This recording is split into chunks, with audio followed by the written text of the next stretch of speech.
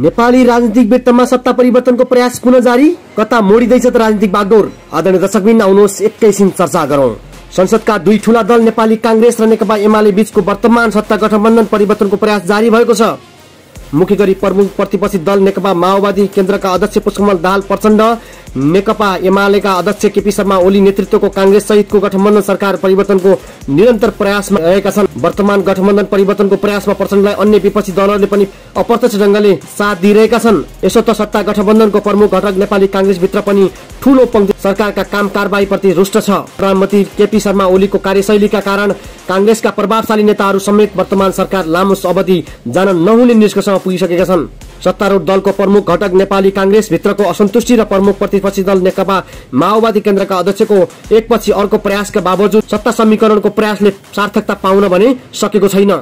पछिल्लो समय गठबन्धनका दुई दल कांग्रेस र एमाले बीच चुलिएको खटपट बीच माओवादी केन्द्रका अध्यक्ष प्रचण्ड शेरबहादुर देउवा बीच टेलिफोन संवाद भएको छ। पार्टीको मध्य पहाडी लोकमार्ग केन्द्रित अभियानका लागि देउवाको गृह जिल्ला पुगेका प्रचण्डले देउवालाई फोन गरेका थिए।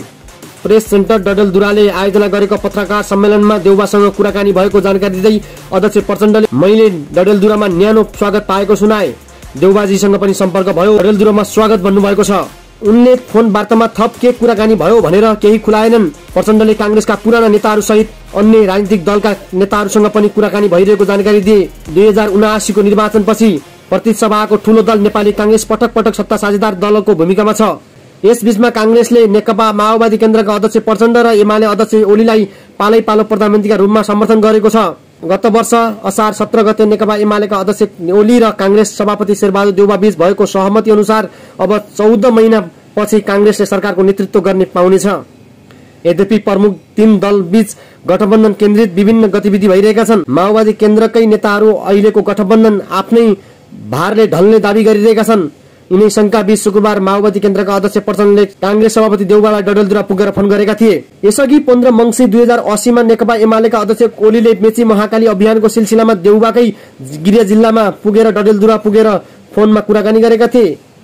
ओलीकै सोही फोन कूटनीति अनुसार नै प्रचण्डको शुक्रबार देउवासँग टेलिफोन वार्ता भएको छ। संयोग के छ भने ओलीले डडेलधुराबाट देउवालाई फोन गरेको दिन शुक्रबार थियो। प्रचण्डले पनि शुक्रबार नै फोन गरेका छन्। अर्को दुवै नेताले आफ्नो पार्टीको राजनीतिक अभियान लिएर डडेलधुरा पुगेको समयमा देउवालाई फोन गरेका हुन्। अर्को संयोग भनेको दुवै नेताले आफू प्रमुख प्रतिपक्षी दलको नेता हुँदा सत्ताको प्रमुख साझेदार दलको हैसियतले देउवासँग वार्ता गरेका हुन्। 2080 मंसिर 15 गते ओलीले डडेलधुराबाट देउवालाई फोन गर्दा ओली प्रमुख प्रतिपक्षी दलको नेता थिए। प्रचण्ड पनि अहिले प्रमुख प्रतिपक्षी दलको नेता नै छन्। ओलीले डडेलधुरा पुगेर देउवालाई फोन गरेको 7 महिनापछि ओली देउवा बीच निर्णायक छलफल भई दुई ठूला दलहरूको बीच गठबन्धन निर्माण भएको थियो। कतै प्रचण्डले पनि यस्तै राजनीतिक उपलब्धिका लागि फोन कूटनीतिक अघि सारेका त होइनन् भन्ने शंका राजनीतिक वृत्तमा उब्जिएको छ।